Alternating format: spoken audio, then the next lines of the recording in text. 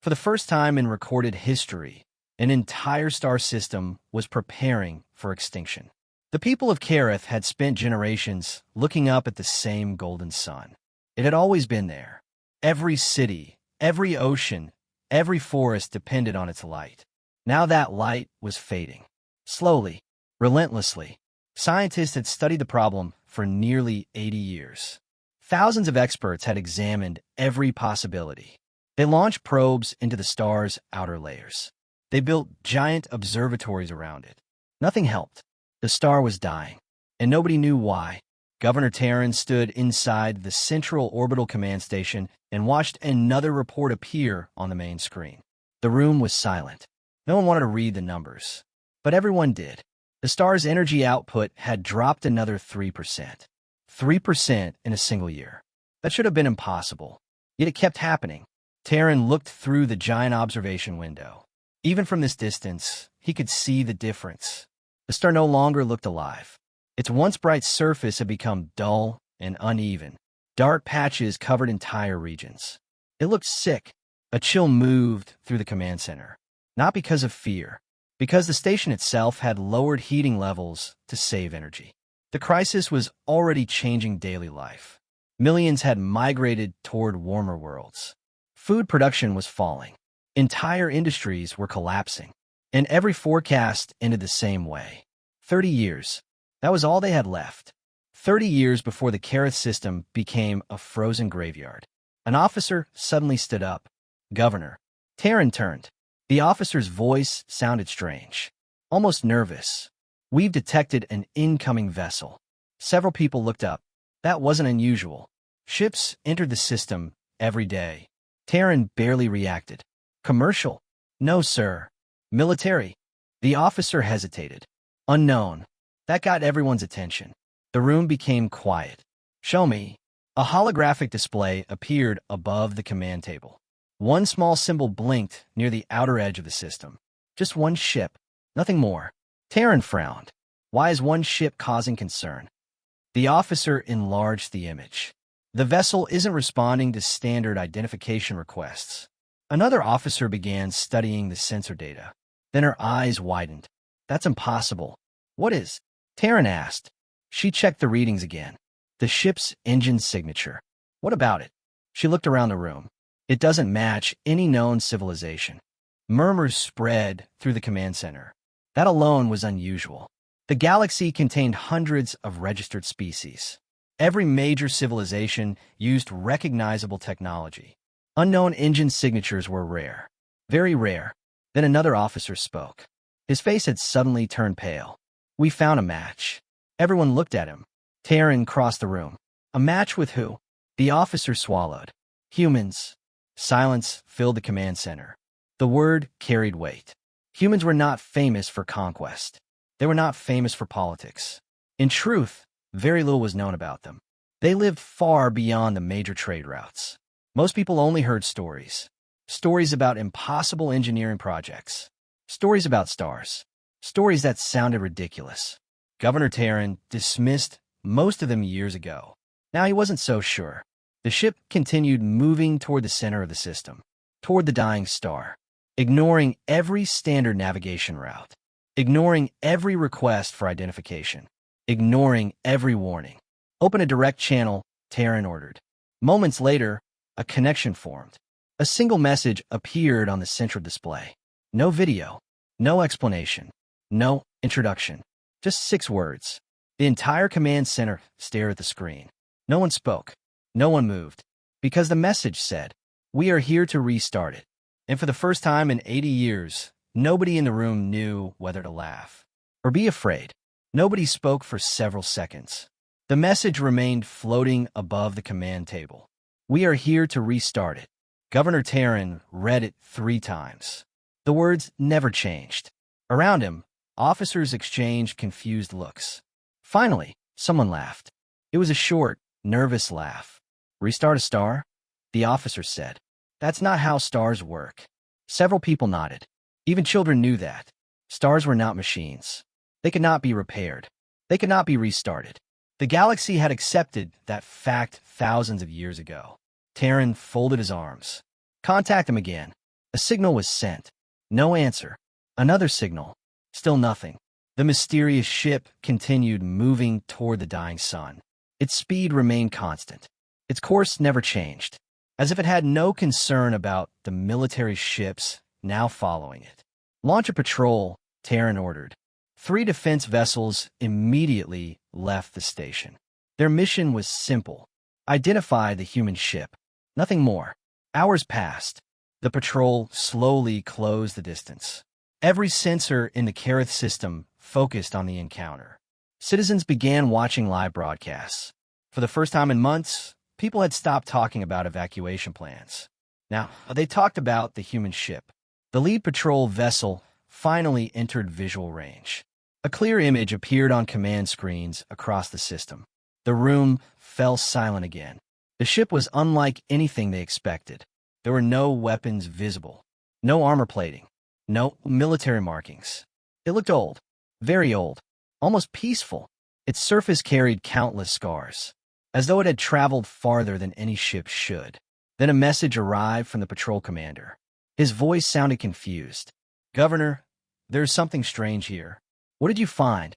Terran asked. The commander hesitated. "The human ship is not heading toward the star."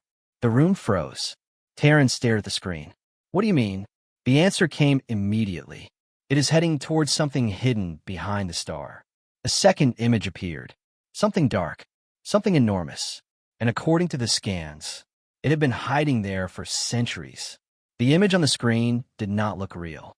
At first, many in the command center thought it was a sensor error, a shadow behind the star. That was impossible. Nothing could stay hidden so close to a collapsing sun.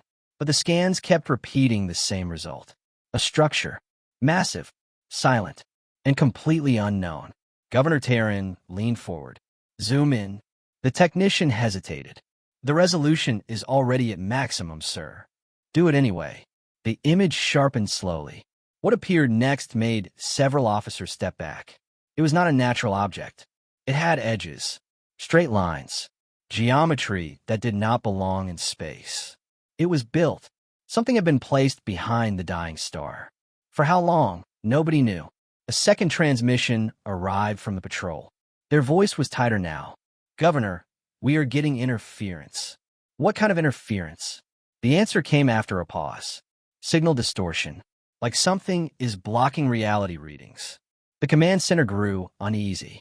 One scientist whispered, "That level of interference shouldn't exist." Terran ignored him. "Can you identify the structure?" Another long pause. Then the patrol commander replied, "No, but we can confirm one thing." Everyone waited. Even breathing felt heavy in the room. The commander continued, "It is not natural." The star behind it pulsed faintly, as if reacting to the object's presence. A low alarm sounded across the station. Energy readings were rising again, but not from the star, from a structure. Suddenly, a second signal appeared. This time it came from the human ship. Direct, unfiltered. A calm human voice filled the command center. "We have arrived at the seal." Terran's eyes narrowed. "Seal." No answer came. Instead, the patrol ships suddenly lost control of their sensors.